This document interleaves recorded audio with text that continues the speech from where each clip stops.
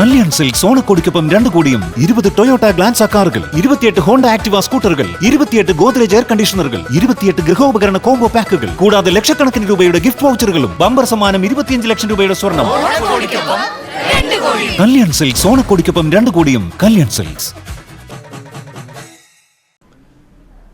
കുന്നംകുളം പട്ടാമ്പി റോഡിൽ താഴത്തെ പെട്രോൾ പമ്പിന് സമീപം സ്വകാര്യ ബസ് നിയന്ത്രണം വിട്ട് 5 വാഹനങ്ങളിൽ ഇടിച്ചുണ്ടായ രൂക്ഷമായ അപകടത്തിൽ 2 പേർ മരിച്ചു. കാർ യാത്രക്കാരിയായ 18 വയസ്സുള്ള റിയ ഫാത്തിമയാണ് മരിച്ച ഒരു വ്യക്തി. അപകടത്തിൽ പരിക്കേറ്റ് സ്വകാര്യ ആശുപത്രിയിൽ പ്രവേശിപ്പിച്ച ഒരു സ്ത്രീയും മരണപ്പെട്ടു. മരിച്ച സ്ത്രീയെ തിരിച്ചറിഞ്ഞിട്ടില്ല.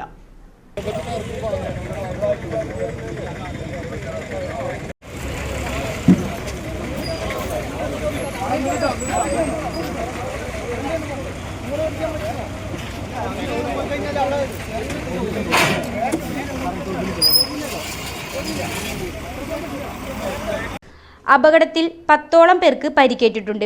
വ്യാഴാഴ്ച ഉച്ചയ്ക്ക് 2:30യോടെയാണ് നാടിനെ നടുക്കിയ സംഭവം നടന്നത്. കുന്നംകുളം ഭാഗത്തേക്ക് വരികയായിരുന്ന സ്വകാര്യ ലിമിറ്റഡ് സ്റ്റോപ്പ് ബസ് ആദ്യം ഒരു സ്കൂട്ടറിൽ ഇടിക്കുകയായിരുന്നു.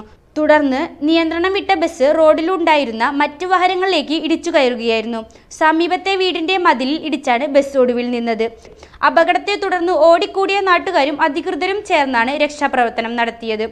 പരിക്കേറ്റവരെ ഉടനെ തന്നെ സമീപത്തെ വിവിധ ആശുപത്രികളിലേക്ക് മാറ്റി. അപകടത്തിൽപ്പെട്ട വാഹനങ്ങൾക്ക് കാര്യമായ കേടുപാടുകൾ സംഭവിച്ചിട്ടുണ്ട്.